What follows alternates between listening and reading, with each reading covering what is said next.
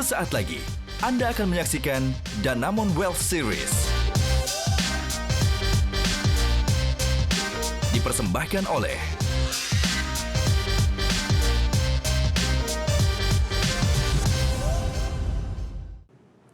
Selamat sore dan selamat bergabung di Danamon Wealth Series bersama saya Leonard Samosir. Danamon Wealth Series adalah webinar persembahan Bank Danamon yang menyajikan informasi dan referensi bagi nasabah dalam berinvestasi serta memaparkan kondisi ekonomi dan situasi pasar terkini khususnya di masa pandemi COVID-19. Dan di seri sore ini kita akan membahas tema Investment for a Rapidly Changing World bersama para narasumber. Yang pertama adalah perwakilan Kementerian Investasi BKPM, Bapak Aris Indanarto.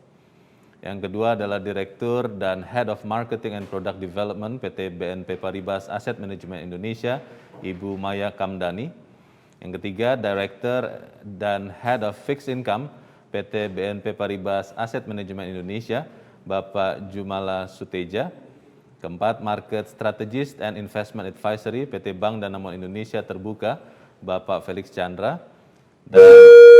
Dan last but not least, Regional Head BN02 PT Bank Danamon Indonesia Terbuka, Ibu Jacqueline Wirawan, yang akan menyampaikan closing statement. Terima kasih Bapak-Bapak dan Ibu-Ibu yang sudah menyempatkan waktu untuk berdiskusi bersama kami sore ini. Dan terima kasih juga kepada Bapak Ibu, para peserta, khususnya nasabah Bank Danamon yang telah bergabung pada sore ini. Meski acara ini dilaksanakan secara virtual, izinkan saya untuk mengingatkan bagi Anda semua, para partisipan, untuk selalu menerapkan protokol kesehatan setiap saat dan dimanapun Anda berada. Dan sebelum memasuki agenda acara kita akan berfoto bersama terlebih dahulu. Untuk itu saya mengundang Ibu Michelina Triwardani. Ibu Dani, selamat sore. Boleh di-unmute dulu Bu, audionya, Bu Dani. Ya.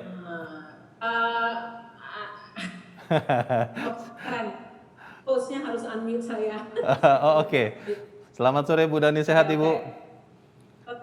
Sore semuanya. Selamat sore. Kalau boleh Bu, permisi untuk sedikit ke kiri dari layar Ibu ya, supaya benar-benar di tengah Bu. Sedikit saja. Oke, very nice.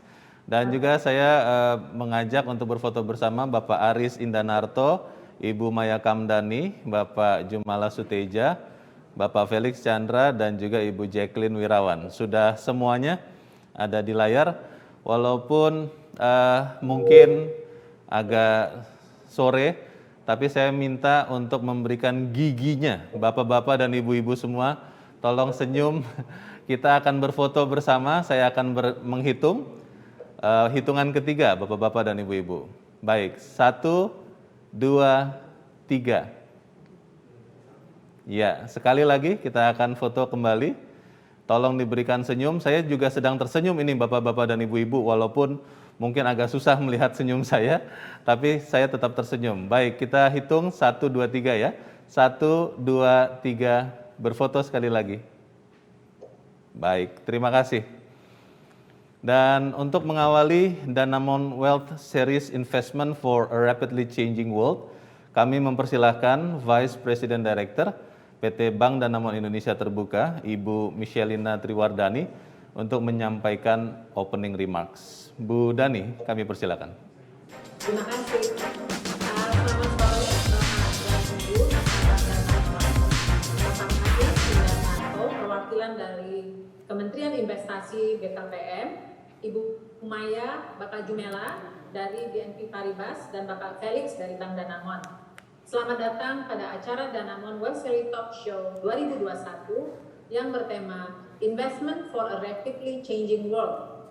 Atas nama Bank Danamon, saya ingin mengucapkan terima kasih atas kehadiran Bapak dan Ibu pada hari ini dalam mengikuti program webinar ini. Kita melihat bahwa tahun 2021 ini memang masih merupakan tahun yang penuh tantangan. Tetapi kita juga bisa menyaksikan sendiri bahwa pemerintah telah melakukan berbagai macam usaha dan telah berjalan dengan baik vaksinasi untuk mencapai herd immunity secepat mungkin. Saya harap Bapak-Bapak dan Ibu-Ibu sekalian maupun pembicara semua sudah divaksin ya, supaya semuanya kita dalam keadaan tetap sehat dan aman. Beberapa leading indicator juga seperti PMI manufacturing, penjualan kendaraan bermotor maupun indeks keyakinan konsumen itu sudah menunjukkan angka yang cukup positif pada tahun pertama, pertengahan tahun ini. Kami berharap tentu saja keyakinan pasar akan meningkat bahwa perbaikan memang diharapkan terjadi dalam waktu dekat. Mungkin ini hanya masalah delay 2 minggu ya, mudah-mudahan situasi sekarang itu hanya berlaku 2 minggu. Jadi tren yang positif ini tentu saja saya rasa juga akan tetap terjadi di second half of this year. Tren berinvestasi di Indonesia juga sangat menunjukkan pertumbuhan yang kuat.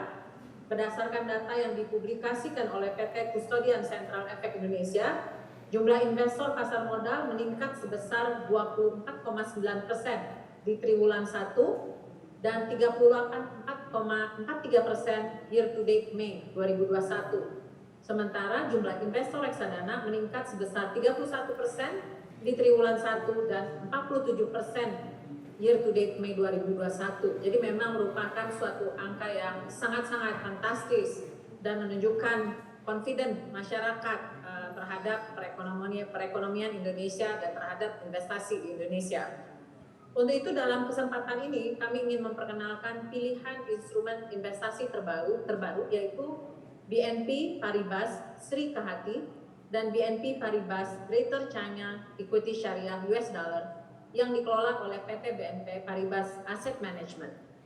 Dengan meningkatnya kesadaran publik, minat terhadap investasi berkelanjutan atau populer dengan sebutan investasi hijau juga mengalami peningkatan. Investor kini tidak hanya melihat investasi yang menguntungkan, namun juga berinvestasi pada perusahaan-perusahaan yang punya dampak positif bagi masyarakat dan lingkungan sekitar.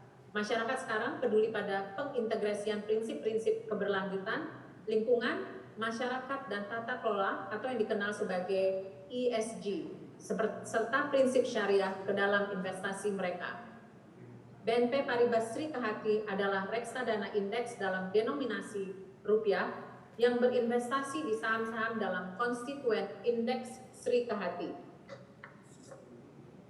Indeks Sri Kahati adalah indeks yang dikeluarkan oleh Yayasan Keanekaragaman Hayati Indonesia atau KHATI yang terdiri dari 25 emiten yang memiliki kinerja yang baik dalam mendorong usaha-usaha berkelanjutan serta memiliki kesadaran terhadap lingkungan hidup, sosial, dan tata kelola perusahaan yang baik.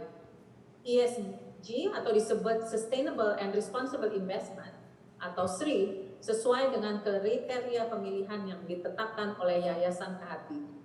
Sementara BNP Paribas Greater China Equity Syariah US Dollar atau GCES US Dollar adalah reksadana syariah berbasis efek luar negeri dalam denominasi US Dollar dengan strategi investasi pada perusahaan yang didirikan atau memiliki exposure bisnis di China dan sekitarnya dengan potensi tingkat pertumbuhan ekonomi yang relatif tinggi di kawasan tersebut.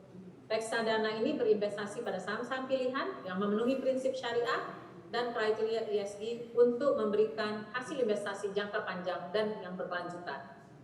Kami sangat bangga dapat bermitra dengan BNP Paribas dalam 2 produk baru yang mengintegrasikan prinsip-prinsip berkelanjutan ini, di mana BNP Paribas juga sebuah perusahaan yang mampu bertahan dalam dunia yang terus berubah, serta memiliki visi yang sama dengan Danamon dalam mengelola dan menggunakan prinsip transparansi yang didorong oleh nilai-nilai tanggung jawab, kemanusiaan, inovasi, dan antusiasme. Kami harap Bapak dan Ibu dapat memperoleh manfaat dari webinar kali ini untuk mengetahui lebih dalam akan kedua produk baru kami ini. Danamon akan terus mencari cara untuk menyediakan program, produk, dan layanan terbaik, serta yang terpenting untuk tumbuh bersama para nasabah.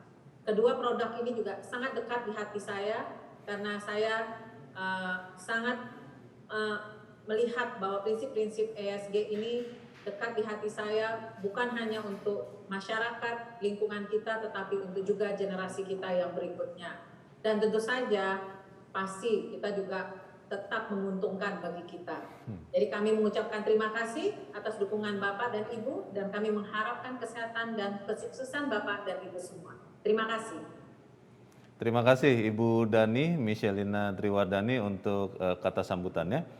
Dan seperti yang baru saja sudah disebutkan oleh Ibu Dani, Bapak Ibu yang kami hormati, Bank Danamon dan BNP Paribas secara resmi akan meluncurkan 2 produk reksadana kolaborasi, yaitu BNP Paribas Greater China Equity Syariah US Dollar dan BNP Paribas SRI Kehati.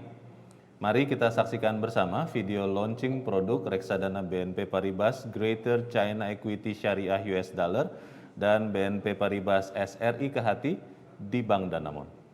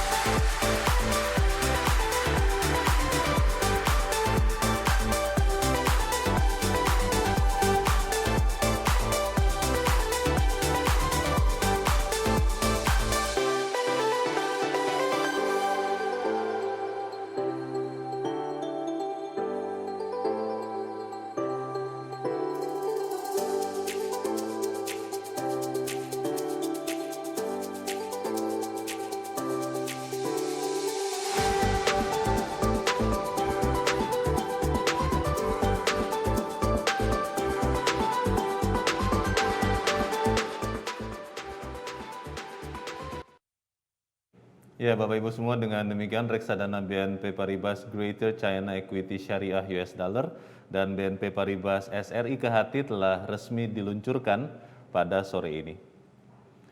Bapak Ibu peserta Danamon Wealth Series, pandemi telah mengubah nilai dan perilaku masyarakat, termasuk dalam melakukan investasi. Kondisi perekonomian dan situasi pasar yang sering sekali berubah membuat penempatan investasi harus dilakukan dengan lebih cermat. Apalagi dunia saat ini tengah menghadapi gelombang kedua COVID-19, di mana dampaknya membawa risiko bagi ekonomi dan turunan-turunannya. Sebelum kita membahas secara mendalam topik Danamon Wealth Series, Investment for a Rapidly Changing World, Bapak Aris Indanarto dari Kementerian Investasi dan BKPM akan berbagi insight tentang ekonomi dan iklim investasi di Indonesia dari helikopter view Kementerian Investasi dan BKPM. Seperti apa gambaran besar investasi di Indonesia saat ini dan ke depan, bagaimana pemerintah mendukung iklim investasi ini, kemudian langkah apa saja yang sedang dan akan dilakukan. Diharapkan insight Bapak Aris Indanarto dapat memberikan kita pandangan dan referensi yang valid dalam mengambil keputusan berinvestasi di tengah-tengah perubahan dunia yang sangat cepat. Langsung kita persilakan perwakilan dari Kementerian Investasi BKPM, Bapak Aris Indanarto. Pak Aris, silakan.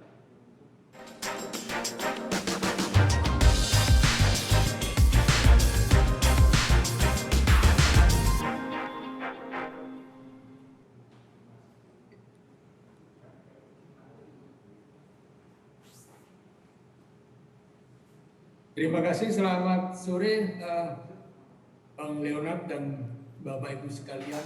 Selamat sore. Yang hadir di acara offline maupun online. Pertama-tama saya ucapkan terima kasih atas undangan yang sangat mulia ini. Dan dalam kesempatan yang baik ini tentunya kami akan sharing terkait dengan perkembangan terkini investasi di Indonesia. Kalau kita lihat memang apa yang dicapai oleh Kementerian Investasi atau BKPM saat ini, ya, karena Kementerian Investasi juga baru saja terbentuk dan ini menjadi tugas berat, ya, utamanya terkait dengan nanti mengkoordinasikan berbagai izin, ya, izin investasi yang ada di seluruh kementerian nanti menjadi melalui izin yang namanya OSS, ya, OSS berbasis risiko. Ini merupakan salah satu bentuk dari turunan Undang-Undang Cipta Kerja. Nah, Bapak Ibu sekalian, tentunya kita juga ingin melihat juga capaian investasi dalam hal ini realisasi investasi yang telah BKPM catat pada tahun 2020 yang lalu. Kalau kita lihat memang selama tahun 2020 yang lalu memang realisasi investasi mencapai 826,3 triliun. Dan ini memang melebihi target dari sebesar 812 triliun. Dan ini menunjukkan bahwa memang di masa pandemi pun, ya, kemarin itu kita masih bisa melampaui target, ya, meskipun sekitar 101,1%. Dan kalau kita lihat di slide ini, kita juga bisa memberikan sumbangan terhadap penyerapan tenaga kerja sebesar 1.156.361 orang, ya. Dan ini memang sangat berat, ya, kalau kita lihat yang kemarin, karena memang puncak-puncaknya COVID itu tahun 2020. Namun demikian angka yang kita dapatkan ini memang benar-benar dari laporan kegiatan penanaman modal yang disampaikan oleh perusahaan-perusahaan PMA maupun PMDN, ya, dalam kurun waktu tertentu. Dan ini memang angka-angka ini memang bukan berdasarkan asumsi, tapi memang laporan real dari kegiatan mereka. Kalau kita lihat juga bahwa untuk penyebarannya, untuk penyebaran antara luar Jawa dan Jawa ini juga menunjukkan bahwa memang ini sudah ada sedikit namanya tercapainya investasi yang berkualitas. Artinya sudah menyebar ke luar Jawa, bahkan lebih tinggi, ya, daripada Jawa. Ya, kalau kita lihat di situ sudah ada 50,5%, ya, dibanding dengan Jawa yang 49,5%. Ini artinya apa? Seiring dengan itu beberapa infrastruktur daerah sudah mulai dibangun, dan ini menjadikan fokus investasi mulai minat di luar Jawa. Kalau kita lihat juga perbandingan antara PMDN dan PMA, ini menunjukkan juga bahwa PMDN pada saat itu, ya, pada saat kita mengalami COVID itu justru bisa bertahan. Dan ini apa saja yang bisa membuat mereka bertahan? Tentunya ini banyak sekali memang bahwa pelaku-pelaku usaha nasional kita ini cukup tangguh, ya, menghadapi COVID ini. Mungkin kalau dibandingkan PMA, ya, kalau kita lihat itu memang sedikit 49,9%, itu artinya memang untuk asing memang sedikit mengalami kesulitan, hambatan dalam rangka realisasi terkait dengan arus informasi peralatan karena memang adanya pandemi COVID.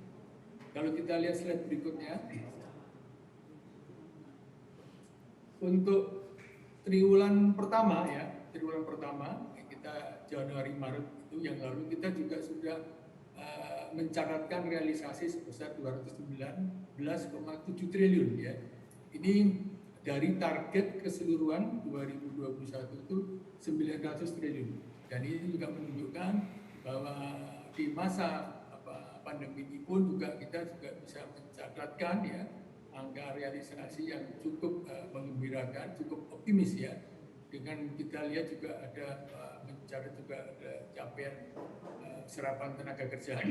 Kemudian kita lihat luar Jawa dan Jawa juga masih menunjukkan, ya, seperti yang terjadi tahun yang lalu, baik juga PMA maupun PMD juga sedikit, ya. Ini kemudian yang menjadi fokus kita memang mulai, ya, sejak awal-awal triwulan pertama itu harus barang yang diperlukan untuk PMA, ya, untuk realisasikan mesin perawatannya itu sudah mulai lancar. Nah, ini memang ke depan akan dengan optimis, ya, nanti triwulan kedua akan disampaikan pada akhir Juli, ya. Nah, ini kan 2 bulan Juli, nanti ini saat ini masih dalam masa perhitungan, ya, karena kalau triwulan 2 itu kan dari Maret sampai Maret, April, Mei, ya. Nanti kita April, Mei, Juni, ya. Nanti kita sampaikan bulan Juli.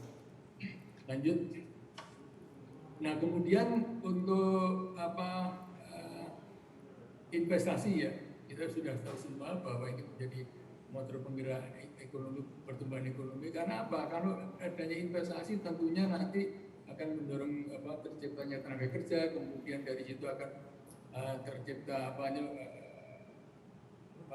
pendapatan, dan kemudian dari pendapatan itu akan ada daya beli. Saya pikir ini suatu rumus yang berlaku umum ya. Memang kalau kita lihat juga pertumbuhan ekonomi itu kan banyak sekali ditopang dari segi konsumsi, tapi demikian investasi secara real ya, investasi secara nyata seperti di BKPM ini ya, ini tentunya ke depan tetap kita optimis, tetap diperlukan ya dalam rangka untuk meningkatkan pertumbuhan ekonomi. Kemudian kita lanjut,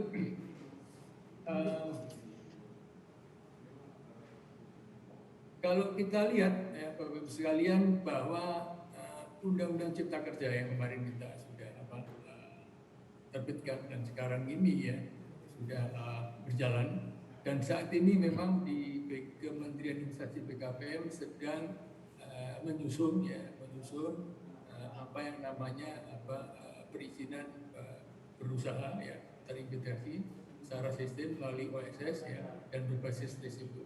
Nah kalau kita lihat dan ada 11 klaster dalam Undang-Undang Cipta Kerja itu, semuanya hampir sebagian besar memang menjadi tanggung jawab dari kementerian kita ya, investasi. Kalau kita lihat ada perizinan berusaha, kemudian ada juga kemudian berusaha, kemudian ada peningkatan ekosistem investasi. Ini tentunya mau tidak mau Kementerian Investasi menjadi motor utama dalam nanti bagaimana membuat ya, menciptakan suatu regulasi yang lebih cepat, lebih mudah, lebih transparan ya, dalam rangka nanti untuk meningkatkan arus investasi. Selanjutnya kalau kita juga lihat di dalam rangka prioritas ya, menjadi proyek prioritas strategis dalam tahun anggaran 2021. Silakan slide berikutnya kita lihat.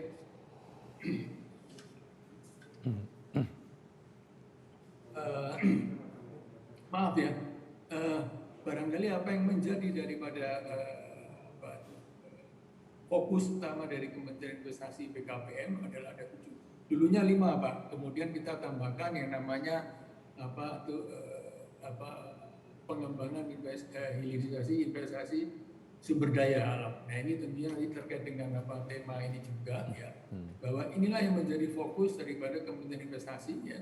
Tentunya kalau kita bahas satu persatu mungkin memerlukan waktu, dan tentunya ini menjadi patokan kita bersama bahwa yang utama itu adalah mengeksekusi realisasi investasi besar. Dan ini memang terjadi di masa COVID ya. Banyak realisasi investasi itu pada berhenti mangkrak karena sesuatu hal. Jadi tentunya bisa kita selesaikan dan kita bisa mendapatkan di situ perusahaan-perusahaan yang mengalami hambatan itu bisa berjalan dan bisa dapat merealisasikan yang dulu memang terhambat karena beberapa kasus seperti lahan, kemudian regulasi di daerah, kemudian juga mungkin beberapa regulasi di pusat yang memang kurang sinkron. Lanjut. Bapak Ibu sekalian, dan tentunya ini apa yang menjadi fokus diskusi kita ya ke depan itu Kementerian Investasi BKPM ya di dalam nanti melaksanakan mengimplementasikan Undang-Undang Cipta Kerja ya supaya bisa berjalan sesuai dan optimal itu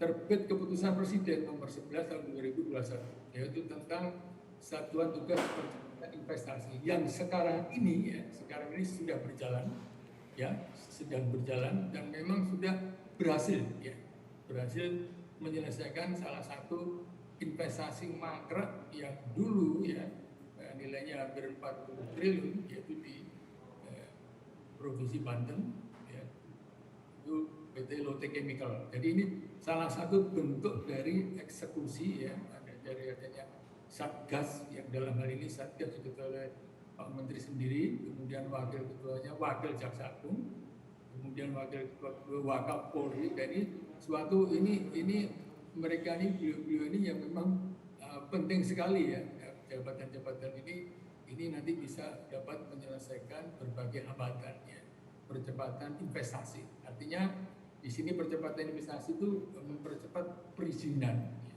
proses perizinan, ataupun juga menyelesaikan memfasilitasi investasi yang sudah berjalan tapi karena ada hambatan seperti itu.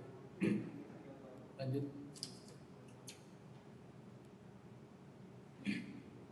Kemudian pemerintah juga mendorong investasi melalui sektor-sektor prioritas yang memiliki nilai tambah. Jadi ada 4 fokus utama ya, tentunya di bidang industri, tentunya yang berorientasi ekspor seperti industri farmasi dan alat kesehatan yang sekarang ini tetap menjadi primadona dan banyak sekali memang investasi asing berinvestasi di sektor ini karena pemerintah juga memberikan kemudahan khusus ya terhadap harus importasi mesin peralatan bahan baku untuk industri ini di masa pandemi ini, apalagi di masa ini tentunya banyak didukung. Kemudian industri otomotif, kita ketahui bahwa pemerintah juga telah memberikan kebijakan pembebasan biaya barang mewah ya, BBM ya.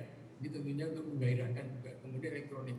Dan kemudian yang kedua energi. Nah, ini energi baru dan terbarukan tentunya ya menjadi juga ya ke depan ya, pemerintah mendukung.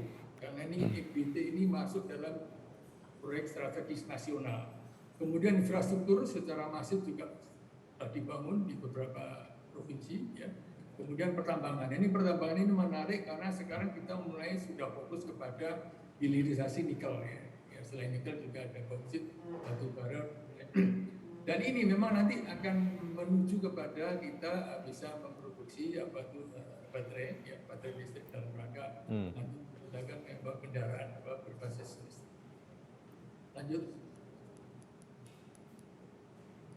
Bisa juga kami sampaikan di sini prioritas strategis ya, daftar proyek prioritas ya, tentunya nanti menjadi fokus ya untuk tahun ini ya, berbagai kawasan industri ya terpadu, terintegrasi ya dengan kawasan atau infrastruktur penunjang ya. Kita juga ada di sini sudah ditetapkan ada 19 proyek ya. Kemudian juga di sektor pariwisata ada 6 proyek ya. Kalau kita lihat sekarang ini kan kita juga mengembangkan destinasi sektor pariwisata prioritas yang tadinya ada 10 mungkin karena masalah lebih pandemi ini mungkin bisa diberikan fokus kepada 6 seperti itu. Dan ini salah satu upaya ya, dalam rangka perintah ya, melalui BKPM investasi menawarkan juga ya, menawarkan ada 25 proyek ya, di 20 provinsi dan ini bertahap terus. Nanti tahun 2022 berapa proyek lagi dan ini berkelanjutan. Lanjut.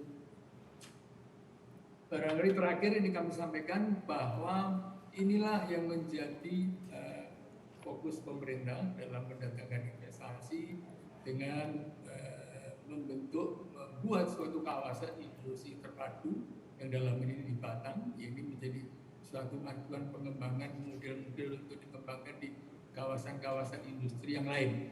Nah ini kenapa? Karena memang ini memang sedikit unik ya kawasan ini.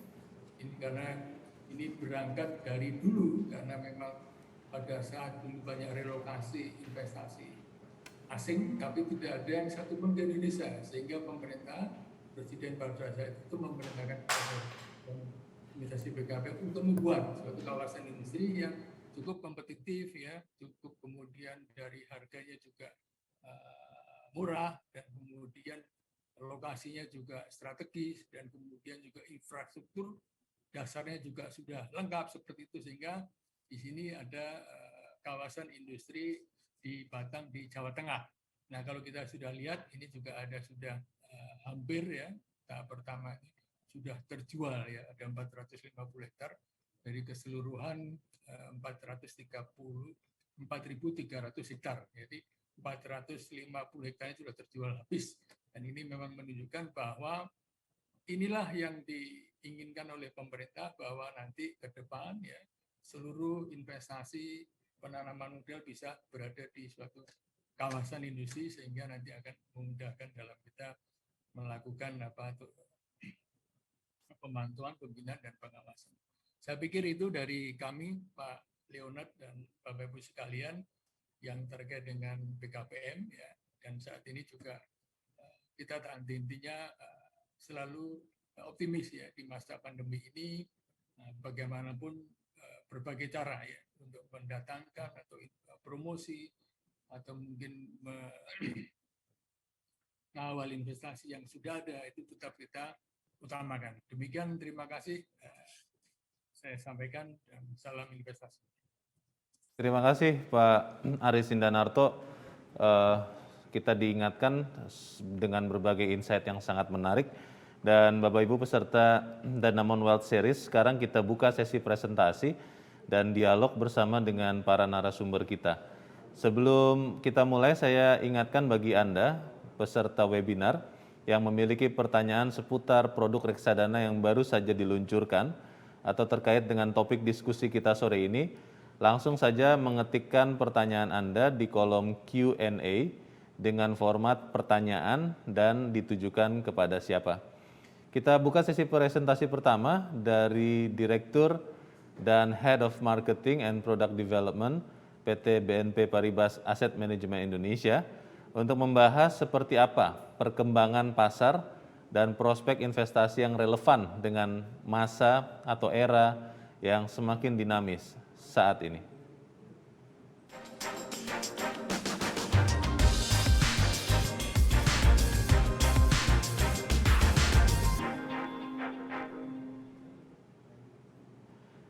Selamat sore Ibu Maya.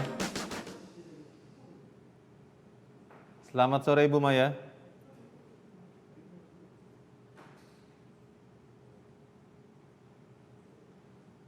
Sore. Terima kasih Bu sudah bergabung. Kami tertarik dengan pandangan Ibu tentang kondisi ekonomi saat ini. Update terakhir tadi kita sudah mendengarkan bagaimana perkembangan apa yang akan dilakukan oleh pemerintah untuk memperbaiki, meningkatkan terus iklim investasi dari Pak Aris. Dan kalau menurut Ibu Maya, apakah ada perubahan yang menarik dalam perilaku investasi saat ini dari para pelaku pasar? Bagaimana Bu Maya? Ya, memang terima kasih Mas Leo atas pertanyaannya dan selamat sore Pak Aris Indanarto dan juga perwakilan dari Bank Danamon serta Bapak Ibu sekalian. Semoga Bapak Ibu dalam keadaan sehat selalu.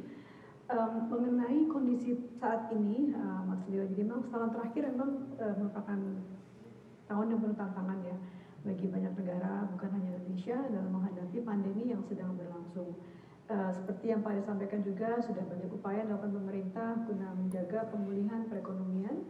Dan memang kami juga dari BNP Paribas Asset Management percaya bahwa perlahan kita sedang menuju ke arah perbaikan.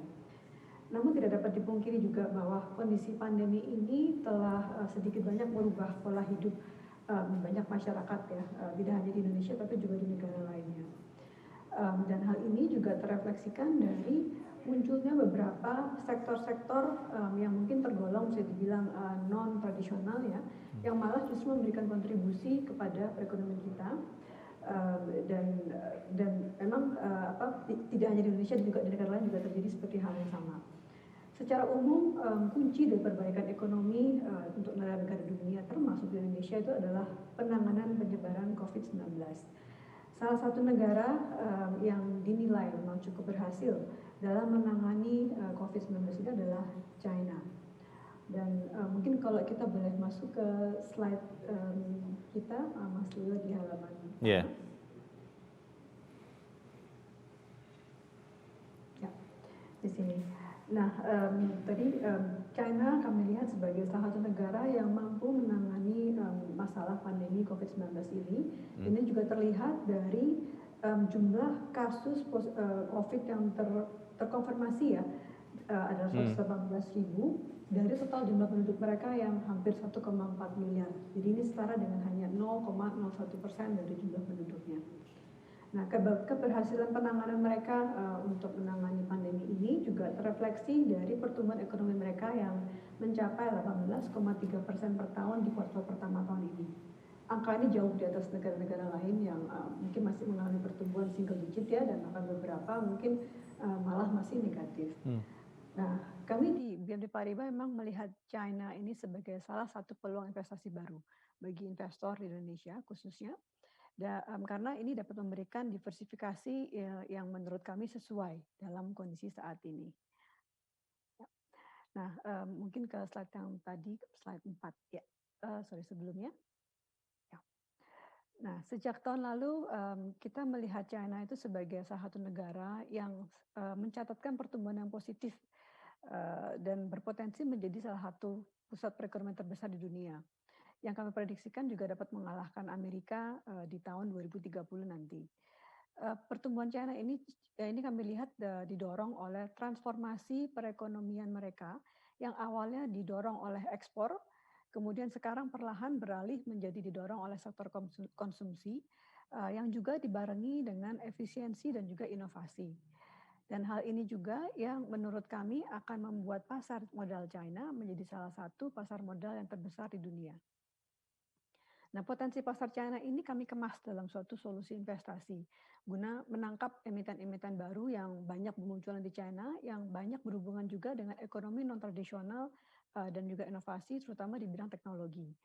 Dan dalam solusi ini pula kami menerapkan satu fitur tambahan yang kami lihat sebagai tren di masa kini dan juga di masa yang mendatang, yaitu gabungan antara prinsip syariah dan investasi berkelanjutan atau yang biasa kita sebut ESG, Environmental, Social, and Governance. Kalau boleh move ke slide berikutnya. Ya. Jadi secara singkat, kami melihat China itu sebagai peluang investasi yang menawarkan transformasi ekonomi yang didorong oleh teknologi dan inovasi, perbaikan dari kualitas pola konsumsi masyarakat, kemudian konsolidasi industri ke arah yang lebih efisien, dan semua ini kami kemas dalam bentuk investasi yang berkelanjutan. Begitu, Mas Leo. Nah, mungkin kalau tadi kan Mas Leo juga sempat menanyakan tuh, apakah ada perubahan perilaku? Ya, perubahan perilaku ya. Ya. Nah ini sebetulnya menarik sih Mas Leo, karena memang dari kondisi pandemi ini semakin banyak ya yang kami lihat itu investor mulai melirik investasi berkelanjutan atau berbasis ESG. Ya, ini menarik Bu. Itu yang mau saya tanyakan sekarang karena tadi Bu Maya sudah sebut juga sustainable investment, investasi berkelanjutan.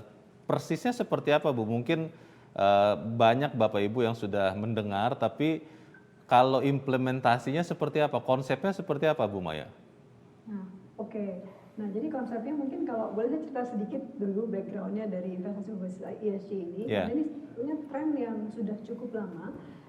Mulainya memang masih di Eropa ya kebanyakan, kemudian beralih ke negara maju lainnya seperti Amerika, Jepang, dan Australia. Tapi belakangan beberapa tahun terakhir ini baru banyak dibicarakan di Asia dan terutama juga di Indonesia.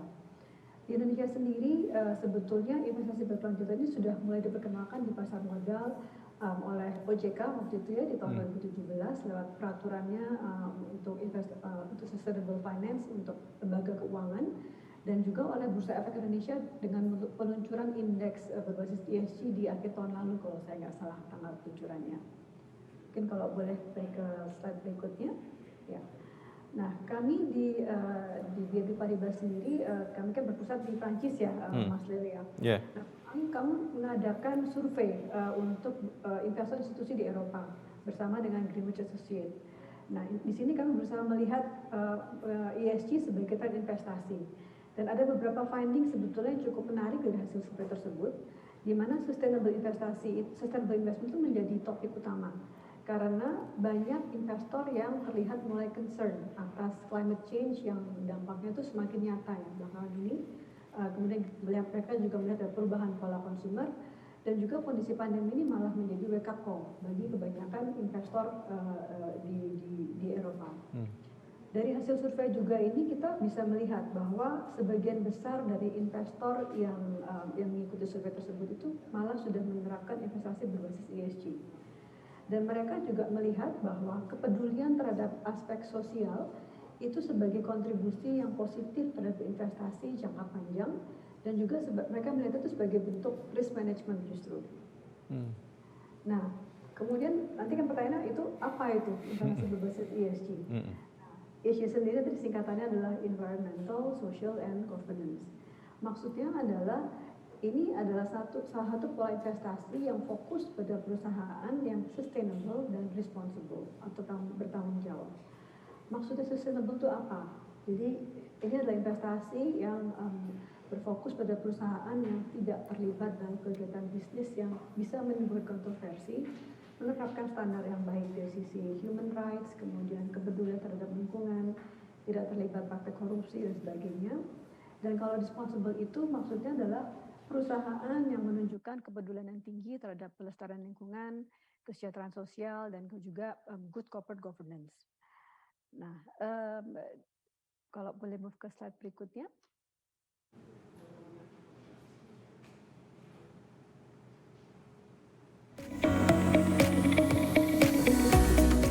Investasi merupakan bentuk tanggung jawab kita untuk diri sendiri, menyiapkan awal yang nyaman untuk masa depan dengan menyisihkan sebagian dari hasil kerja keras kita untuk dinikmati di masa depan. Selain bertanggung jawab untuk menghargai diri sendiri, kita juga bisa berkontribusi menghargai lingkungan sekitar. Misalnya dengan memilih investasi di reksadana berbasis ESG. ESG atau Environment Social Governance adalah produk reksadana yang berinvestasi pada perusahaan yang memiliki dampak pada lingkungan, sosial, dan tata kelola yang positif untuk jangka panjang.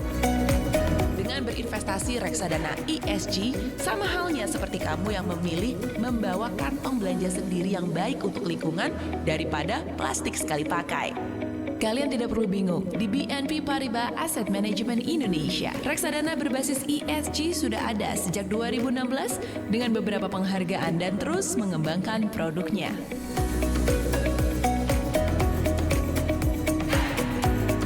We are the future maker. Sudah saatnya kita berinvestasi, bukan hanya untuk diri sendiri, tapi juga untuk lingkungan dan masa depan generasi berikutnya.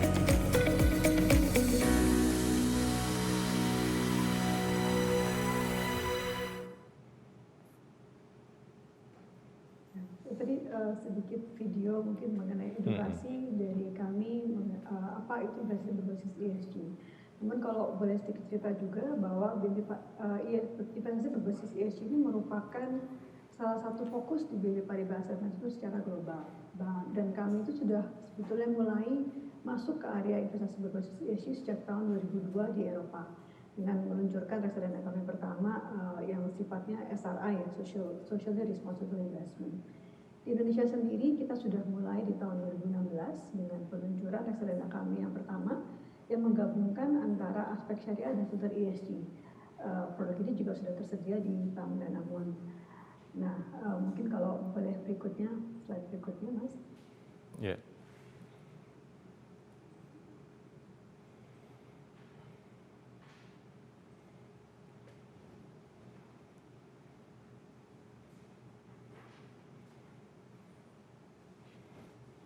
Slide berikutnya.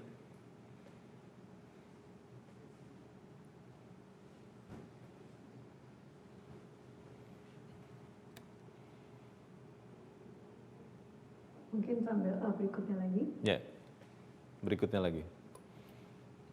Ya, jadi tadi yang seperti video tadi sudah dipasang ya. Jadi kami itu di BNP Paribas percaya bahwa kita itu bisa menjadi future maker lewat investasi berbasis ESG, karena memang investasi berbasis ESG adalah investasi untuk menyiapkan masa depan, karena investasi ini berinvestasi pada perusahaan-perusahaan yang menjunjung tinggi faktor-faktor ESG tadi ya, jadi dengan tata kelola, dengan risk management yang baik, sehingga hasilnya pun dan pengembangan aset kita juga bisa lebih sustainable dan juga resilient.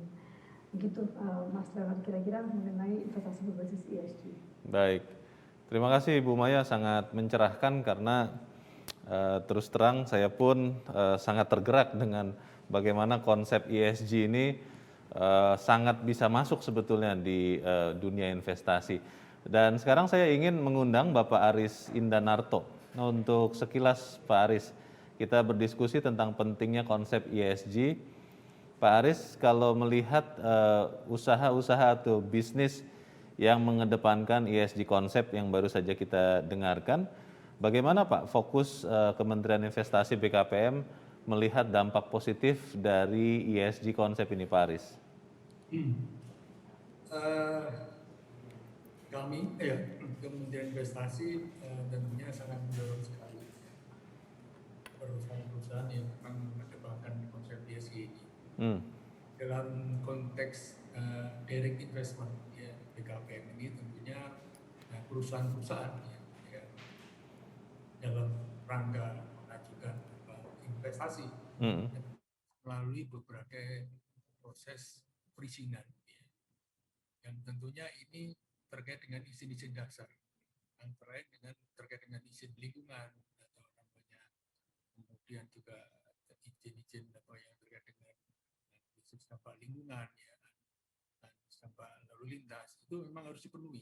Ini salah satu bentuk kepedulian daripada nantinya investor investasi itu bisa berjalan ya, perusahaan itu mempunyai tanggung jawab kepada lingkungan.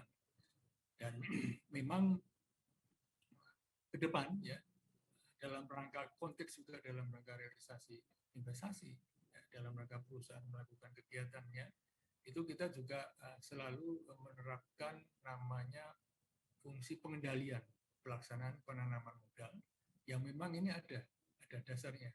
Itu dari Undang-Undang Nomor 25 tahun 2007 tentang penanaman modal, dan kemudian itu diterapkan dalam bentuk pengendalian melalui 3 tahap ya. Artinya ada pemantauan, pembinaan, dan pengawasan. Nah, artinya apa? Di dalam konsep 3 tahap ini, perusahaan selalu dituntut ya, selalu nanti bisa berjalan dalam melakukan kegiatannya itu mengedepankan tentunya salah satunya konsep ESG itu ya. Baik. Dan sebagainya.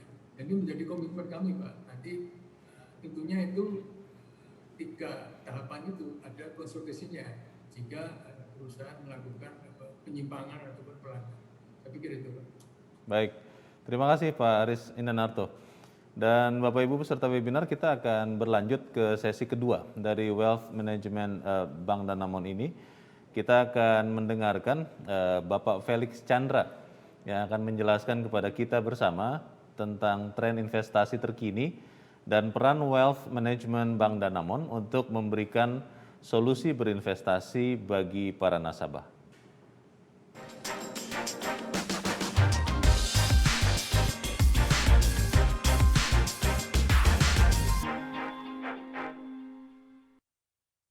Pak Felix, selamat sore. Ya, selamat sore. Ya, senang sekali Anda bisa bergabung. Pak Felix, tadi kita mendengarkan sama-sama bagaimana Ibu Maya sempat menjelaskan apa sih yang terjadi dengan shifting trend berinvestasi.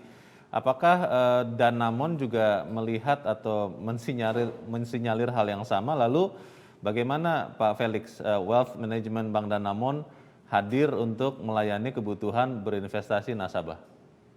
Oke. Sebelum saya masuk ke pertanyaan, mungkin saya akan mengucapkan selamat sore dan terima kasih telah bergabung untuk Pak Aris, Bu Maya, Bu Jumala, Bu Dani, dan juga Bu Jacqueline, serta Bapak Ibu peserta sekalian yang sudah hadir sore hari ini. Salam sehat dan sejahtera selalu. Salam sehat. Ya. Nah, tadi ada 2 poin yang sebenarnya kalau saya tangkap dari Mas Leo. Yang pertama adalah perubahan mengenai tren berinvestasi, dan yang kedua di mana peran Bank Danamon. Mungkin saya akan uraikan melalui presentasi. Iya, ya kami melihat hal yang sama juga, bahwa ada perubahan dalam tren investasi. Ada 2 hal besar yang saat ini kita highlight. Yang pertama itu adalah New World Economy istilahnya. Meskipun sebenarnya kalau kita lihat ini bukan hal yang baru ya, hal yang pertama kali terjadi itu sejak zaman dahulu sudah sering terjadi. Sejak abad ke-18 ditemukan sebuah itu mengubah ekonomi dunia, lalu ditemukannya listrik, dan juga ditemukannya internet dan komputer di awal abad ke-21. Jadi ini sebenarnya lanjutan dari ekonomi dunia yang terus berubah. Namun yang kita gunakan istilah New World Economy di sini itu ya adalah ekonomi yang meliputi 3 hal, yaitu globalisasi, free trade atau trade liberalization, dan juga pengembangan teknologi informasi dan komunikasi. Lalu poin kedua adalah ESG investing yang tadi juga sudah disampaikan oleh Bu Maya ya, sudah cukup lengkap, yaitu investasi yang bukan hanya berfokus kepada keuntungan secara finansial, tetapi juga dampak yang diberikan kepada lingkungan dan juga sosial. Mungkin boleh ke slide selanjutnya. Nah, di sini kita melihat terjadi perubahan juga di kekuatan ekonomi dunia. Yang paling signifikan tentunya kita lihat adalah China ya, yang bergerak cukup signifikan, pertumbuhannya hampir lebih dari 10 kali lipat selama 20 tahun terakhir, menjadi peringkat 2 ekonomi dunia saat ini. Dan hal yang menarik, Indonesia juga bergerak positif ya, dari di luar peringkat 20 besar di tahun 2000, saat ini kita sudah berada di peringkat 15 besar. Jadi ada perubahan peta ekonomi dunia dalam 20 tahun terakhir. Selanjutnya. Nah, kalau kita lihat apa yang membuat pergeseran yang cukup signifikan tersebut tentunya adalah ekonomi dari masing-masing negara tersebut. Secara total kita melihat Amerika itu berkontribusi sekitar 24% terhadap ekonomi seluruh dunia, sementara China di peringkat kedua itu kontribusinya hampir 17%. Ini tidak lepas dari pertumbuhan perusahaan-perusahaan yang ada di negara-negara tersebut. Nah, selain dari negara ya, sektor kita lihat juga terjadi pergeseran. Kalau di tahun 2004 ini kita lihat terjadi dominasi yang cukup merata dari sektor-sektor dari 10 perusahaan terbesar di dunia. Semuanya dikuasai oleh Amerika, tetapi ada sektor-sektor yang bervariasi dari manufaktur, dari keuangan, teknologi, dan juga oil and gas. Tapi di tahun 2020 bisa kita lihat dominasinya sangat signifikan di sektor teknologi dan consumer discretionary. Bahkan consumer discretionary-nya pun berbasis IT ya, seperti Amazon dan juga Alibaba.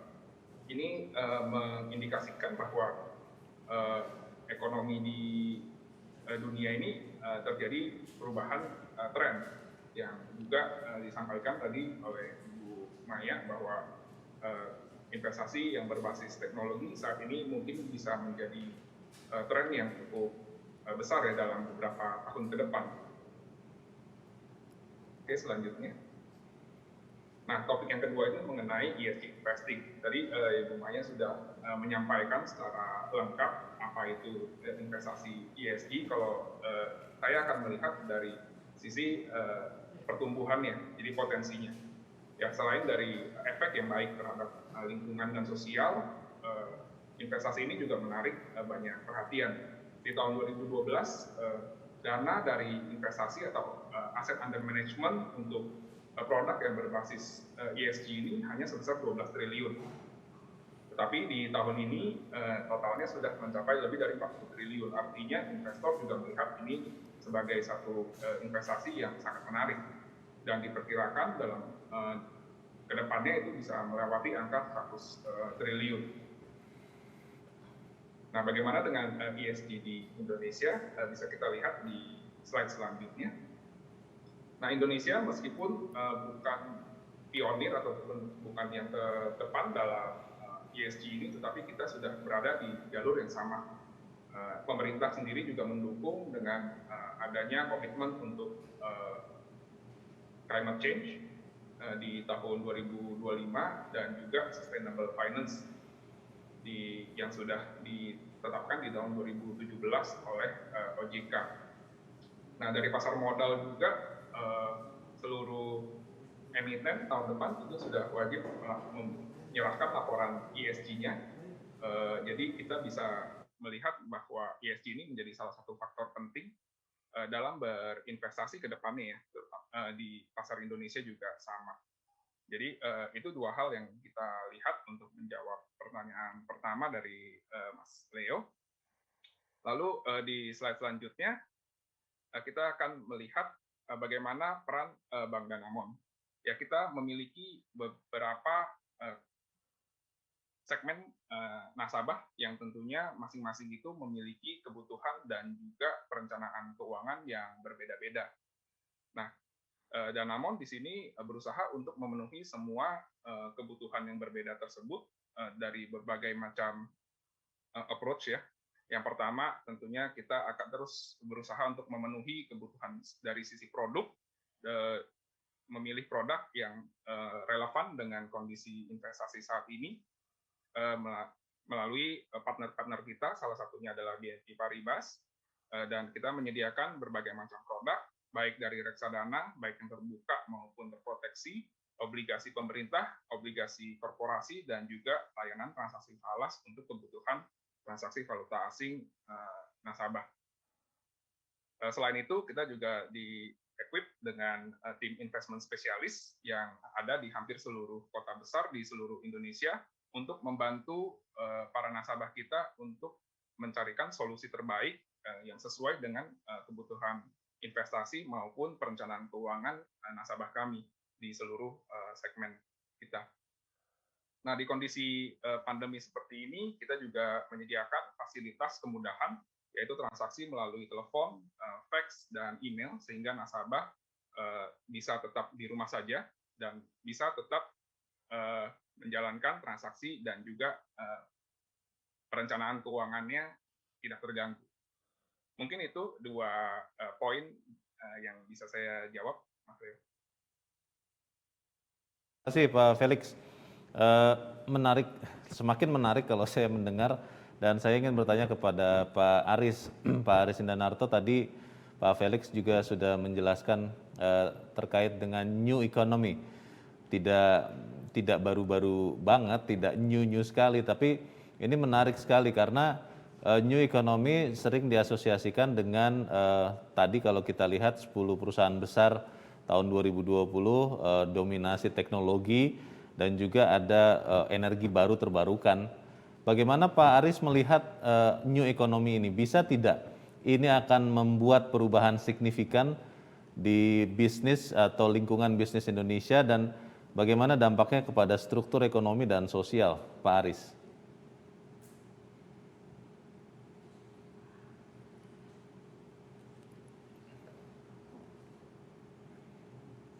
Tentunya kita juga mendorong ya investasi investor yang fokus kepada sektor tersebut, bidang tersebut ya. Kemudian memang untuk investasi investor yang berbasis teknologi tinggi ya, seperti beberapa waktu lalu juga salah satunya perusahaan terbesar dari Amerika, Amazon ya, sudah investasi di Indonesia ya. Kira-kira 2 tahun yang lalu juga sudah merealisasikan, karena bukan hanya investasinya di sini kalau relatif secara global kecil, tapi ini merupakan suatu, kalau sudah nanam di sini itu kita sudah bisa ada link ya, jalur jaringan ke internasional yang lain ya. Sangat mendukung sekali. Nah, ini dalam konteks kita juga dalam pengembangan investasi yang berkualitas ini teruskan, Pak. Ini diberikan kemudahan khusus. Kalau kami itu kan BKPM ini kan memberikan juga fasilitas, karena sekarang fasilitas itu sudah kita tentukan. Tadi makanya ada pertanyaan tadi sebelum kita mulai itu, apa sekarang Kementerian Investasi dengan BKPM itu bedanya Pak? Begitu Pak. Kalau dulu BKPM kita hanya melaksanakan kebijakan regulasi dari kementerian lain ya, dari Kementerian Perekonomian atau Kementerian.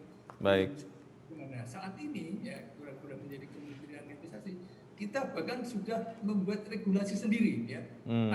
Karena investasi ke depan akan kita tentukan itu di sini Pak. Jadi kita nanti juga eksekutor dan regulator, saya pikir itu. Dan ini bagus sekali ya, kita bisa berkolaborasi nanti dengan investasi seperti ini, ESG, teknologi ini tentunya sangat ke depan akan bisa kita hanya bisa memberikan kemudian perizinan Pak seperti itu. Baik, terima kasih Pak Aris untuk ulasannya, dan kita akan kembali kepada Ibu Maya. Bu Maya akan menjelaskan kita lebih lanjut terkait dengan reksadana BNP Paribas Greater China Equity Syariah US Dollar dan BNP Paribas Sri Kehati atau SRI Kehati. Bu Maya, seperti apa strategi investasi kedua reksadana ini sehingga bisa menjadi solusi yang menarik bagi nasabah? Bu Maya, silakan. Terima kasih Mas Leo. Mungkin kalau boleh ditunjukkan slide saya yang berikutnya. Ya, terima kasih. Ya, jadi mengenai reksadana kita BNP Paribas Greater China Equity Share USD, ini merupakan reksadana yang kami luncurkan di tanggal 15 Januari tahun 2020. Dan ini merupakan reksadana kami kedua yang menggabungkan prinsip syariah dan filtering ESG dalam memilih efek yang masuk ke dalam portofolionya. Jadi reksadana ini menawarkan peluang investasi di all China. Dia mencakup onshore, jadi saham-saham ada di mainland China, dan juga offshore, yaitu saham-saham yang ada di luar China, namun tetap mempunyai exposure bisnis di China. Nah, saat ini sebagian besar dari portofolio investasi reksadana ini ada di H-shares, yaitu saham-saham yang listing di Hong Kong, dan juga di A-shares, saham-saham yang listing di mainland China, dan juga perusahaan China yang listed di Amerika ya, dalam bentuk American Depository Receipt. Kalau boleh saya minta tolong kembali ke slide 12, Mas Leo, supaya saya bisa menjelaskan tentang proses strategi investasinya sendiri.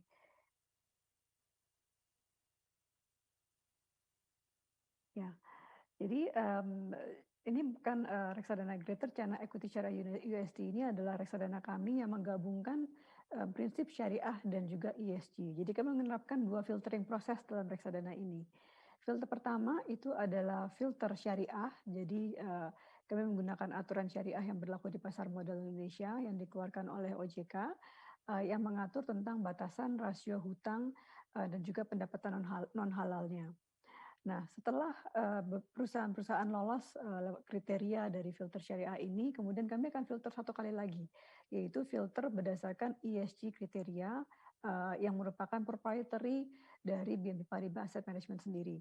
Jadi proses filtering secara ESG ini kami lakukan secara kuantitatif dan juga kualitatif, di mana kami melihat 3 aspek, yaitu environmental, social, dan juga governance.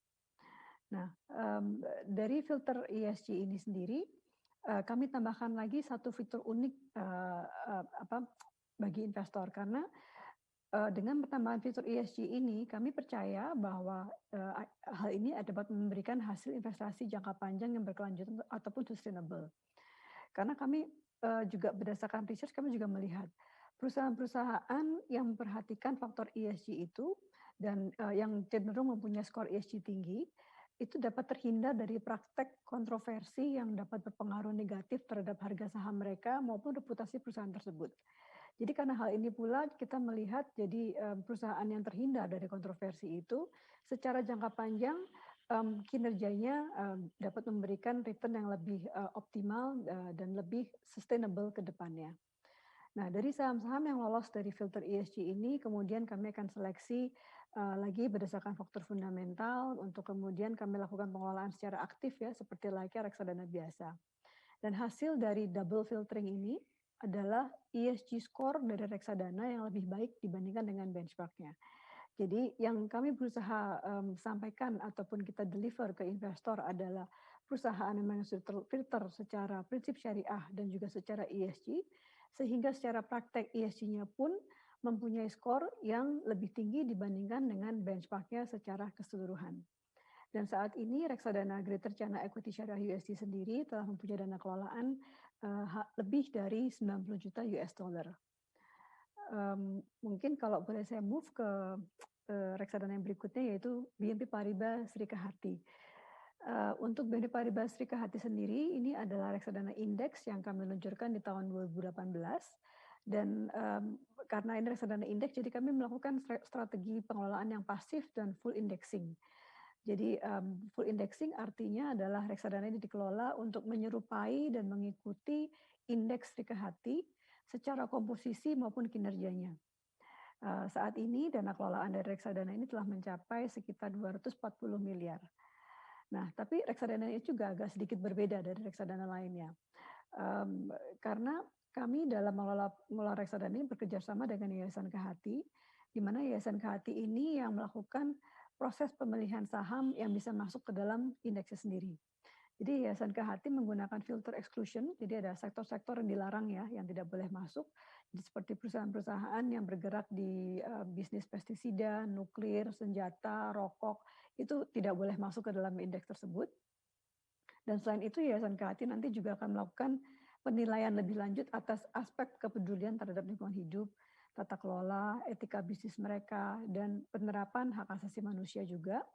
Dan selain itu secara kuantitatif mereka juga akan menerapkan filtering rasio-rasio keuangan maupun indikator pasar lainnya. Saat ini indeks Rekahati berisikan 25 perusahaan dan ada fitur unik lainnya dari reksadana ini yaitu adanya penyisihan dana sebesar 0,2% per tahun dari kekayaan reksadana untuk dikontribusikan untuk keperluan sosial ya. Dan ini disalurkan secara nyata. Jadi investor dengan berinvestasi lewat reksadana ini dapat memberikan dampak sosial yang real. Nah, saat ini kami bekerja sama dengan Yayasan Kehati untuk membantu program ketahanan pangan bagi warga Flores di NTT lewat program budidaya sorghum. Saat ini reksadana ini sudah mendanai sekitar 150 petani sorghum yang mengelola lahan pertanian lebih dari sekitar 200 hektar. Dan tujuan dari program ini adalah selain untuk memenuhi kebutuhan pangan masyarakat setempat, juga untuk membantu pemenuhan gizi dari anak-anak di Flores juga. Dan sebagai informasi tambahan juga, Mas Leo, di program pembudayaan sorghum ini telah baru saja sebetulnya menerima penghargaan dunia sebagai Sustainable Investment in Action Award 2021 untuk kategori Basic Needs and Hunger yang dikeluarkan oleh Sustainable Investment in Action. Jadi ini merupakan suatu forum investor internasional yang peduli terhadap lingkungan hidup dan sustainable investment. Jadi mungkin itu sekilas mengenai gambaran dan strategi investasi yang dilakukan oleh dua reksadana yang diluncurkan bersama dengan Bank Danamon hari ini, Mas Leo. Baik, terima kasih Ibu Maya. Semakin menarik saja, tapi kita akan berlanjut Bapak Ibu peserta webinar Danamon Wealth Series ke sesi keempat. Saya ingin mengundang kembali Bapak Felix. Pak Felix, bagaimana produk reksadana BNP Paribas Sri Kehati dan BNP Paribas Greater China Equity Syariah US Dollar maupun produk BNP Paribas lainnya bisa jadi solusi Pak Felix untuk kebutuhan investasi bagi nasabah Bank Danamon? Kami persilakan Pak Felix. Ya, baik. Mungkin boleh dilanjutkan presentasi saya. Ya. Ya, kami melihat kedua produk ini selaras ya dengan perubahan tren investasi yang saat ini sedang terjadi dan dapat memanfaatkan tren investasi saat ini sesuai dengan produk yang ada, yang kedua produk baru ini.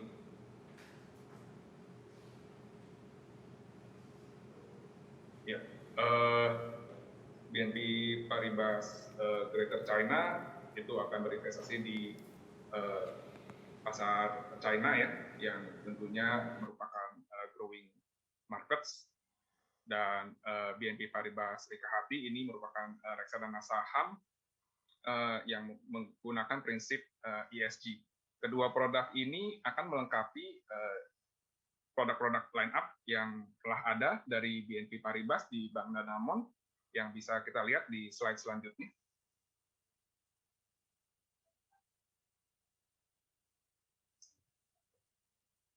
Boleh dibuka slide selanjutnya.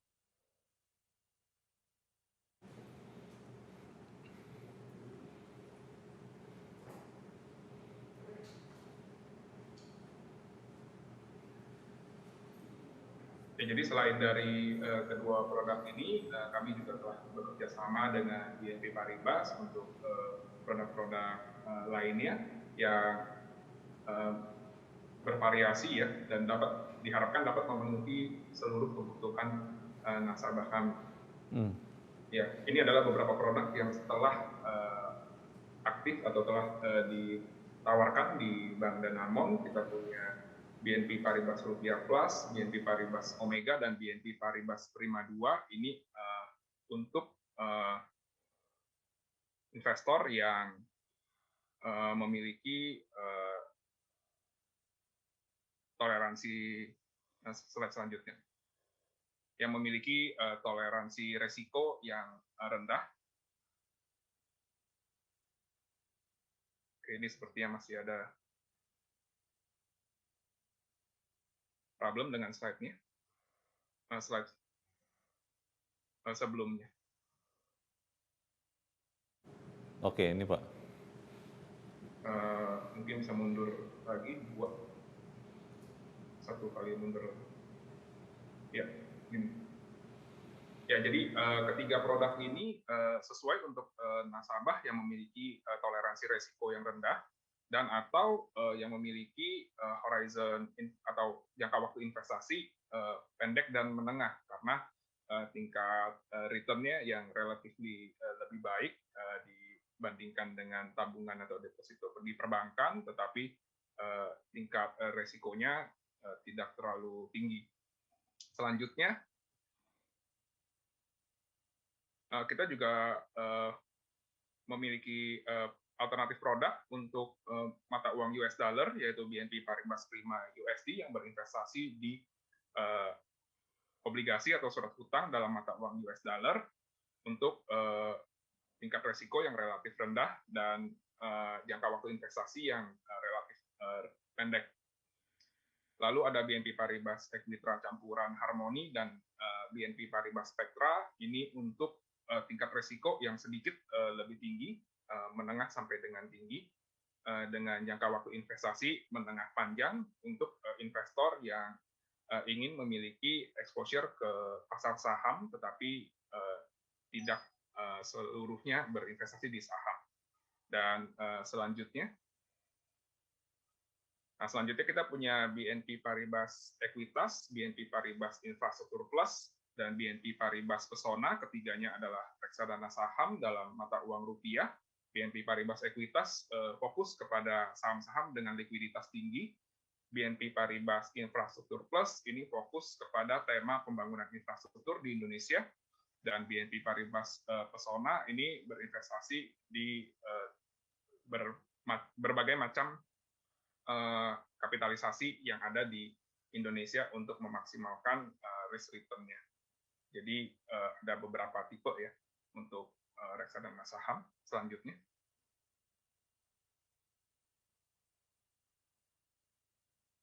Nah, lalu kita juga ada BNP Paribas Pesona Syariah. Ini adalah reksadana saham rupiah yang berbasis syariah. Lalu ada BNP Paribas Solaris, itu adalah reksadana saham rupiah yang fokus kepada saham-saham berkapitalisasi menengah dan kecil.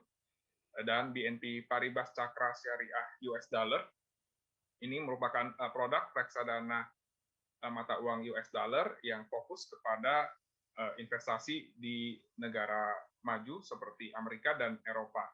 Jadi untuk saham US Dollar saat ini, selain dari investasi di negara Amerika dan Eropa, kita juga terdapat pilihan untuk investasi di Asia atau di Greater China. Jadi kedua produk yang tadi kita luncurkan itu melengkapi list produk yang ada di Bank Danamon dan diharapkan bisa memenuhi kebutuhan investasi dan juga perencanaan keuangan dari seluruh nasabah kami. Mungkin begitu, Mas Leo. Baik, terima kasih Pak Felix. Kalau saya ibaratkan minimarket, ini tentunya bukan mini, pasar yang sangat banyak ragamnya. Tapi saya ingin minta tanggapan Pak Aris. Pak Aris, bagaimana menurut Bapak reksadana berbasis ESG ini, Pak? Apakah bagaimana atau seberapa besar kontribusinya untuk pertumbuhan yang berkelanjutan di Indonesia, Pak Aris? Kalau kita melihat dalam konteks investasi real, Pak ya, itu sebetulnya kalau investasi tumbuh, itu pasar modal pasti ikut tumbuh, ya. Karena pasar modal itu ajang untuk menambah modal bagi investasi yang sudah existing.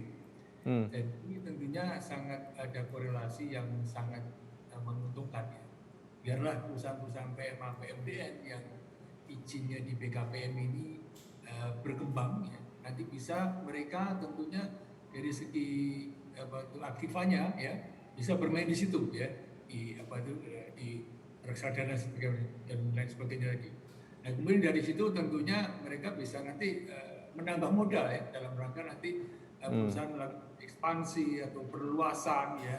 Nanti biasanya komponen dalam rangka sumber pembiayaan perusahaan dalam melakukan perluasan tadi ketahuan di situ ya. Yeah. Jadi meningkat dan ini sangat mendukung sekali. Kami pun senang-senang saja karena ini akan menambah struktur permodalan bagi perusahaan ya ke depan selanjutnya nanti bisa berkembang lagi. Baik, terima kasih Pak Aris. Kalau Bu Maya, kalau melihat reksadana berbasis ESG ini Bu Maya, dari sisi sosial, kira-kira dampaknya seperti apa ya Bu? Karena kalau kita mengetahui orang Indonesia, bangsa Indonesia adalah masyarakat yang sangat guyup, yang sangat memperhatikan satu sama lain, dan itu salah satu kekuatan utama terutama di tengah pandemi seperti sekarang ini. Bagaimana Bu Maya pandangan Ibu? Ya, saya setuju sekali dengan apa jadi Mas Leo sampaikan ya, kita masyarakatnya sosial, jadi kita sangat kalau ada sesuatu kita dengan senang hati gotong royong untuk membantu. Iya. Cuman sayangnya aspek nyata dari kontribusi sosial dari reksadana berbasis ESG ini masih saat ini ya masih cukup kecil. Karena ini untuk memberikan dampak yang besar, jadi untuk betul-betul dapat membantu masyarakat itu diperlukan kerjasama dari banyak pihak dan juga peningkatan kesadaran ya akan pentingnya aspek ESG dalam kehidupan. Jadi nggak hanya dalam investasi saja. Nah, contoh saja tadi yang seperti program yang kita lakukan lewat reksadana BNP Paribas Hati untuk program ketahanan pangan di Flores. Itu hanya contoh salah satu program saja yang bisa kita lakukan. Dan tentunya kan itu, sedangkan donasi yang kita salurkan itu diambil dari kekayaan reksadana. Jadi semakin banyak kesadaran investor untuk masuk ke reksadana yang berbasis ESG, dana yang dapat disisihkan untuk bisa dikontribusikan secara nyata pun juga bisa semakin besar. Jadi mungkin contoh lagi kalau tadi yang saat ini reksadana hanya bisa mendanai 150 petani, dan berkembangnya nanti dana kelolaan reksadana BNP Paribas Hati ini kita bisa mendanai mungkin 300 atau mungkin 3 kali lipat lebih banyak, atau mungkin penggarapan lahannya pun juga bisa lebih besar. Dan kalau misalnya semakin banyak masyarakat yang sadar juga akan terbuka kemungkinan untuk pendanaan program-program lainnya yang berhubungan dengan lingkungan hidup. Jadi masih banyak program lain mestinya seperti kayak pelestarian hutan, kemudian ekosistem laut gitu ya. Masih banyak sekali Mas Leo program yang bisa dilakukan. Iya. Bu Maya, ini mungkin terkait dengan kondisi sekarang ya yang kita masih hadapi pandemi COVID-19, banyak memberikan tekanan bagi ekonomi masyarakat, Bu. Apakah kira-kira sudah ada arah untuk kemudian membuat reksadana berbasis ESG ini juga berdampak sosial, khususnya untuk saudara-saudara kita yang secara ekonomi menjadi lebih sulit karena pandemi ini? Bagaimana Bu Maya? Ya, hal itu sangat dimungkinkan Mas Leo. Jadi memang salah satu bentuk ataupun manfaat dari tipe reksadana berbasis ESG ini adalah kemampuannya untuk bisa memberikan dampak sosial secara real. Nah, justru itu juga salah satu alasan juga kita mengeluarkan reksadana BNP Paribas Hati ini. Ini kan hanya salah satu bentuk reksadana yang kami bekerja sama dengan Yayasan Hati. Nanti siapa tahu ke depannya nanti dengan Pak Felix dan juga dengan teman-teman dari Danamon lainnya, seandainya memang nasabah Danamon, contoh nih ya misalnya, ingin memberikan kontribusi yang lebih real lagi kepada masyarakat untuk membantu perekonomian mungkin yang usaha kecil menengah ataupun usaha mikro lainnya kena dampak dari pandemi ini, bisa saja kita mungkin siapkan satu reksadana nanti yang akan ditujukan secara khusus untuk membantu masyarakat tersebut. Baik. Banyak terbuka kemungkinan ya. Baik, terima kasih Ibu Maya, dan saya berterima kasih untuk bapak-bapak dan ibu-ibu sekalian untuk presentasi dan diskusi yang sangat komprehensif, sangat menarik, sangat mencerahkan bagi kita semua. Dan saat ini saya ingin meminta bapak-bapak dan ibu-ibu untuk menjawab pertanyaan dari peserta Danamon Wealth Series. Dan bagi peserta, bagi bapak ibu yang mengikuti webinar ini yang belum mengirimkan pertanyaan, masih bisa memberikan pertanyaan, kirimkan, ketikkan di kolom Q&A sekarang juga. Baik, kita langsung masuk ke sesi pertanyaan, tanya jawab Q&A. Ada beberapa pertanyaan yang sudah kami terima. Saya akan langsung membacakan dan mohon langsung dijawab kepada panelis yang akan memberikan jawaban. Yang pertama untuk Pak Aris. Ini terkait ini dengan yang tadi sudah sempat Pak Aris jelaskan, kenapa kemudian pemerintah menjadikan BKPM menjadi Kementerian Investasi. Pertanyaannya begini Pak Aris, apa yang akan dilakukan oleh Kementerian Investasi untuk bisa mencapai target realisasi investasi tadi dikatakan 900 triliun rupiah untuk tahun ini? Silakan Pak Aris. Begini Bang Leo ya. Ini sudah menjadi komitmen kementerian ya, bahwa memang target ini sebetulnya 858,3 triliun kurang lebih seperti itu. Demikian ada arahan Presiden ya. Pak Jokowi meminta targetnya itu digenapkan, jadilah 900 ya. Ini satu dalam rangka nanti bisa tahun 2022 bisa mengejar angka pertumbuhan ekonomi 5,4 kurang lebih seperti itu. Memang itu diperlukan realisasi target realisasi investasi 2021 itu 900 triliun. Dan nanti target untuk 2022 itu menjadi 1.000 triliun sampai 1.100 triliun. Nah, itu salah satunya seperti itu Bang. Jadi memang kita diberikan tugas berat. Anda saya berikan Kementerian Investasi, tapi tolong dong ya, target saya naikkan kurang lebih seperti itu kan. Ini tentunya yang kedua langkah-langkah BKPM ini tentunya mengejar daripada implementasi Undang-Undang Cipta Kerja. Bagaimana perizinan dipercepat ya, di mana seluruh izin itu kan sudah dilaksanakan oleh lembaga OSS. Lembaga OSS itu adalah Kementerian Investasi BKPM. Dan ini juga kalau memang kurang nendang atau kurang greget, diterbitkanlah yang namanya keputusan Presiden tadi nomor 11 tahun 2021 tentang Satgas Percepatan Investasi. Investasi dipercepat izinnya, kemudian yang ada masalah juga difasilitasi masalahnya secepat-cepatnya. Jadi artinya kita butuh Bang. Dalam siklus ini kita butuh investasi, direct investment, baik investasi PMA, PMBN maupun UMKM. UMKM kita juga pikirkan Bang. Karena UMKM itu menjadi salah satunya kalau kita bisa lihat itu bahkan itu tanpa resesi pun, resesi apapun tuh itu hidup ya UMKM. Ini kita menjadi perhatian dan ada juga peraturannya sendiri tentang UMKM ya. Kita batasi juga untuk nilai-nilai yang 10 miliar misalnya untuk ranahnya UMKM itu jangan dimasuki asing seperti itu Bang. Baik. Terima kasih Pak Aris untuk jawabannya. Pertanyaan berikut ditujukan ke Pak Jumala.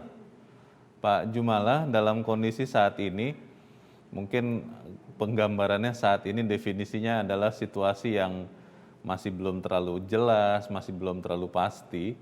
Apakah pertumbuhan akan lebih baik di pasar negara-negara berkembang, emerging markets, atau di pasar negara maju, developed countries? Bagaimana Pak Jumala?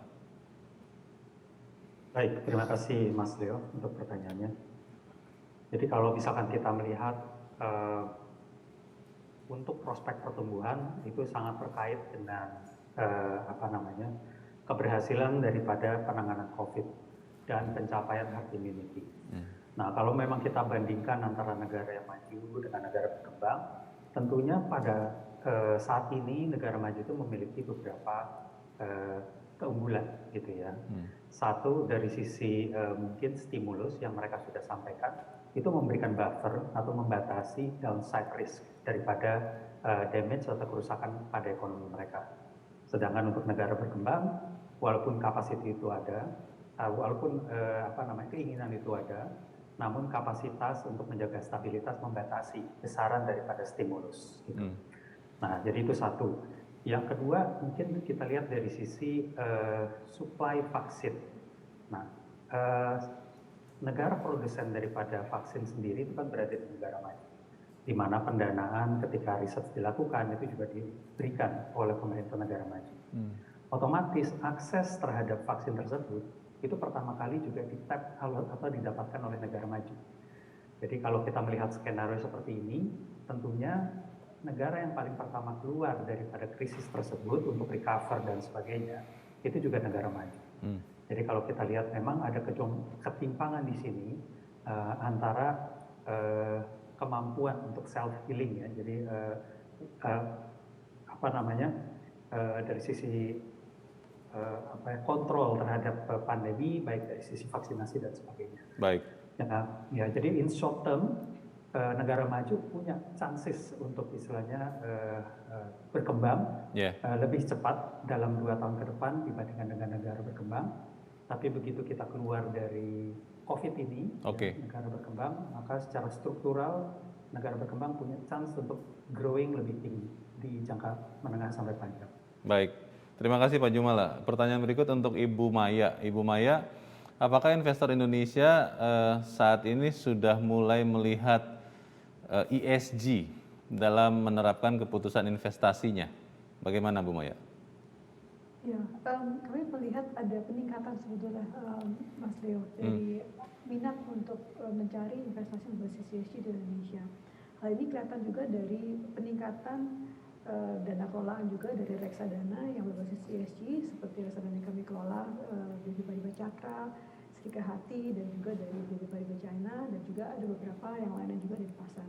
Jadi berdasarkan ini kami melihat adanya minat gitu ya, bahwa investor semakin sadar, terutama yang kami lihat justru dari generasi muda bahkan yang lebih tertarik ke arah investasi berbasis ESG ini, karena mereka melihat ini masa depan mereka yang akan mereka jalanin ya, mereka yang akan meneruskan semua ini, dan mereka sangat-sangat concern dengan apa yang dapat mereka pegang untuk ke depan masa depan mereka itu.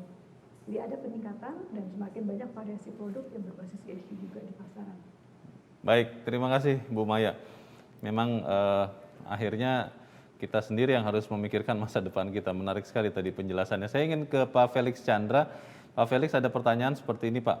Dengan adanya risiko lonjakan kasus COVID-19, kalau bicara Indonesia, kemarin saya tidak tahu hari ini sudah keluar belum angkanya, itu rekor tertinggi sepanjang pandemi. Apakah sekarang masih tepat untuk memulai berinvestasi kembali? Ini pertanyaan krusial ini. Pak Felix, bagaimana Pak? Ya, ini $1 million question ya. Iya. Ya, memang kita nggak pernah tahu ya apakah hari ini adalah harga termurah atau termahal. Tetapi kalau kita lihat secara historis ya, kita setelah beberapa kali mengalami resesi ataupun krisis ya, kita lihat bahwa ekonomi dengan fundamental baik itu akan selalu berhasil untuk rebound, bahkan lebih kuat lagi gitu ya. Jadi kalau menurut kami saat ini adalah saatnya untuk berinvestasi di aset-aset yang murah tapi tidak murahan. Artinya secara valuasi rendah tetapi secara kualitas itu tinggi. Jadi justru ini kesempatan untuk kita untuk dapat mengakumulasi sebanyak-banyaknya, dan pada saat pandemi ini berlalu dan kondisi ekonomi terus membaik, apalagi tadi Pak Aris sampaikan pertumbuhan ekonomi kita diharapkan bisa di atas 5% ya dalam 2 tahun ke depan, itu tentunya akan terreflek di aset-aset investasi kita. Baik, so now is actually time to buy because so many undervalued assets ya Pak Felix ya? Betul. Baik, terima kasih Pak Felix. Dan Bapak Ibu semua, kami mohon maaf karena keterbatasan waktu, tidak semua pertanyaan bisa dijawab oleh para panelis, dan kami sangat berterima kasih, mengapresiasi antusiasme dan partisipasi dari para peserta webinar ini. Dan sebagai agenda pamungkas kita sore ini, izinkan saya mengundang Regional Head Branch Network 2 Bank Danamon, Ibu Jacqueline Wirawan, untuk menyampaikan closing statement. Bu Jacqueline, silakan Bu. Terima kasih Pak Leo. Selamat sore Bapak dan Ibu yang saya hormati. Saat ini kita semua sudah sampai pada penghujung acara talk show Investment for a Rapidly Changing World yang berjalan sangat menarik. Kita semua sudah mendengar pemaparan yang sangat membuka wawasan akan kondisi saat ini. Sebagaimana kita rasakan, pandemi ini telah mengubah cara hidup masyarakat, baik dalam rutinitas sehari-hari sampai dengan pertimbangan dalam memilih produk investasi. Dalam era di mana perubahan-perubahan terjadi dengan sangat cepat, perubahan tren investasi pun turut mengalami perubahan. konsep new economy maupun investasi yang memiliki dampak positif dalam kehidupan masyarakat diprediksi menjadi salah satu hal yang patut dipertimbangkan dalam membuat sebuah keputusan berinvestasi. Dalam kondisi yang masih menunjukkan ketidakpastian penting bagi kita semua untuk cermat melihat peluang dalam berinvestasi. Sebagaimana telah disampaikan oleh Bapak Priyo Santoso, konsep Environmental, Social, and Governance atau ESG menjadi salah satu faktor yang perlu dipertimbangkan dalam berinvestasi. Selain karena memiliki dampak yang baik bagi kehidupan masyarakat, investasi dengan memperhatikan faktor ESG diharapkan dapat memberikan imbal hasil yang lebih stabil dan tinggi dalam jangka panjang. Karena perusahaan-perusahaan yang memiliki fokus pada ESG akan memiliki prospek pertumbuhan yang lebih baik dan berkelanjutan. Adapun dengan kondisi ketidakpastian yang masih akan ada dengan pandemi yang seakan-akan hadir kembali, penting bagi kita semua untuk tetap optimis. Resiko akan tetap ada, namun pertumbuhan ekonomi dan perbaikan iklim investasi tentunya akan tetap ada. Kehadiran Kementerian Investasi, di mana Pak Aris sudah memaparkan, memberikan insight kepada kita semua mengenai peran, fokus kerja, dan program-programnya, diharapkan bisa memberikan dampak positif bagi kondisi ekonomi dan iklim investasi di Indonesia. Kepada Bapak dan Ibu nasabah, kami rasa bahwa dari apa yang sudah didiskusikan oleh para narasumber pada sore hari ini, kita semua bisa menyadari bahwa saat ini adalah kesempatan yang sangat baik untuk tetap berinvestasi. Tentunya dengan selalu memperhatikan tingkat toleransi risiko kita masing-masing dan melakukan diversifikasi atas portfolio investasi. Peluncuran produk baru dari BNP Paribas pada hari ini, yaitu BNP Paribas Greater China Equity Syariah US Dollar dan BNP Paribas Sri Kehati, akan melengkapi jenis dan pilihan produk investasi yang bisa menjadi solusi bagi kebutuhan investasi Bapak dan Ibu semua. Bank Danamon berkomitmen untuk tetap hadir melayani nasabah meskipun adanya pandemi saat ini. Kami menyadari bahwa kami harus senantiasa hadir untuk bisa melayani kebutuhan Bapak dan Ibu dalam berinvestasi. Oleh karena itu, Bank Danamon menyediakan layanan bagi Bapak dan Ibu untuk tetap dapat melakukan transaksi produk investasi melalui telepon, email, ataupun fax. Bank Danamon juga memiliki tenaga pemasar yang siap melayani di seluruh cabang kami yang tersebar luas di seluruh Indonesia. Consumer Relationship Officer, Consumer Relationship Manager, beserta investment specialist kami siap membantu Bapak dan Ibu semua untuk memberikan solusi akan kebutuhan produk investasi. Dan tentunya dapat membahas dengan detail manfaat dari produk-produk baru yang kami luncurkan hari ini. Akhir kata kami ucapkan terima kasih sekali lagi bagi Bapak Aris Indanarto, Bapak Priyo Santoso, dan Bapak Felix Chandra yang sudah berbagi insight pada kesempatan sore ini. Dan khususnya kami ucapkan terima kasih bagi Bapak dan Ibu nasabah Danamon yang sudah hadir menyaksikan talk show hari ini. Atas nama Bank Danamon Indonesia, saya ucapkan terima kasih dan saya kembalikan kepada moderator. Baik, terima kasih Ibu Jacqueline Wirawan untuk closing statement-nya. Bapak Ibu, sebelum kita tutup webinar ini, izinkan saya menyampaikan beberapa poin. Yang pertama adalah betul bahwa kondisi sekarang masih di dalam pandemi, tetapi peluang, opportunity tetap ada. Kita juga tadi mendengarkan bahwa masa depan itu sudah mulai dipikirkan lebih serius, terutama oleh generasi muda kita. Kita lah yang menentukan masa depan kita, dan beberapa produk reksadana yang baru saja diluncurkan memberikan kesempatan untuk berinvestasi bagi Bapak Ibu semua. Kalau ditanya kapan akan berinvestasi, Pak Felix tadi mengatakan bahwa tidak pernah ada yang tahu waktu pastinya, tetapi kalau melihat momentum saat ini, banyak aset yang bagus tetapi sudah cukup under value. Tetap kita berhati-hati karena situasi ini terus berubah, tetapi kita harus terus optimis untuk memanfaatkan momentum. Dan saya berterima kasih untuk diskusi yang sangat menarik sangat mencerahkan dari para narasumber pada sore ini. Semoga apa yang kita dapatkan dari diskusi kita, dari webinar kita sore ini, bisa menjadi bahan referensi untuk Anda dalam mengambil keputusan investasi masing-masing. Dan sampai jumpa di Bank Danamon Wealth Series selanjutnya. Jangan lupa tetap pakai masker, cuci tangan, jaga jarak, jalankan protokol kesehatan dimanapun Anda berada. Atas nama penyelenggara yang bertugas, saya Leonard Samosir mengucapkan terima kasih, pamit undur diri, dan salam sehat.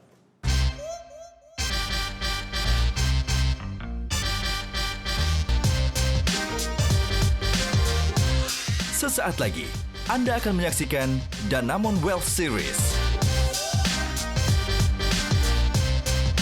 Dipersembahkan oleh